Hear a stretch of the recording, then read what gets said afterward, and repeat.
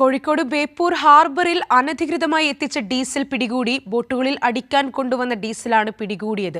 കൂടുതൽ വിവരങ്ങളുമായി ചേതൻ ചേരുന്നുണ്ട്. ചേതൻ, ഇപ്പോൾ അനധികൃതമായി എത്തിച്ച ഡീസലാണ് പിടികൂടിയത്. 6000 ലിറ്റർ ഡീസലാണ് പിടികൂടിയതെന്ന് മനസ്സിലാക്കുന്നു. എന്തൊക്കെയാണ് കൂടുതൽ വിവരങ്ങൾ? ശ്രീനിധി, ഉച്ചയോടുകൂടിയാണ് കോഴിക്കോട് ബേപ്പൂർ ഹാർബറിൽ അനധികൃതമായി എത്തിച്ച ഡീസൽ പിടികൂടിയത്. ബോട്ടുകളിൽ അടിക്കാൻ കൊണ്ടുവന്ന ഡീസലാണ് പിടികൂടിയത്.